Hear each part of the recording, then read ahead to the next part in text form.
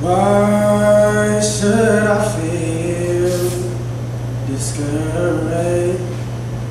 And why do the shadows come? God, sometimes I forget who I am. Flashback, born and raised in West Los Angeles, in a neighborhood 75% African American. Was told my blood was a mixture of Chinese and Spanish that made Filipino from an island that was in Asia, but told I was not Asian. Babysat by Hispanic women who spoke Spanish to the children, and that included me. Now go ahead and tell me about your identity crisis growing up. It didn't help that the one store around the corner sold 40s, Mexican, and Chinese food. I knew it was a problem and said the carne asada, chow mein, and liquor became a scent that was familiar. Even my nose got confused. Though the furthest place from heaven, this was a city of angels, and I saw them on occasion sleeping on clouds shaped like park benches turned twin mattresses, roaming streets like dogs without collars.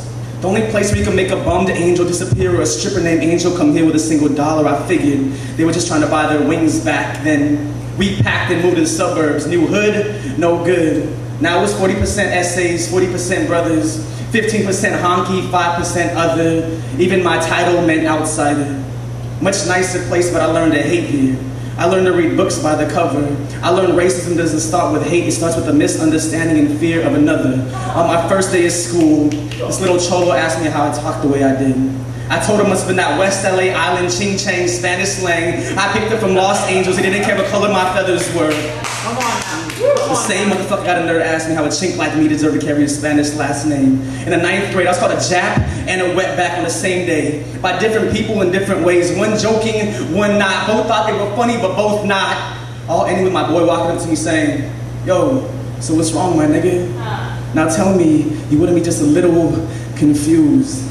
And it got to the point when people asked me, "What are you?" I just thought of the answer that made them feel most comfortable. Like I was practiced at making others feel better about themselves by forgetting who I was. What are you? I used to dance around the question like a one-legged ballerina, try not to draw too much attention. But the tension of dancing music without knowing the roots finally taught me a lesson. My whole life people trying to figure me out. I never asked me the same question, who am I?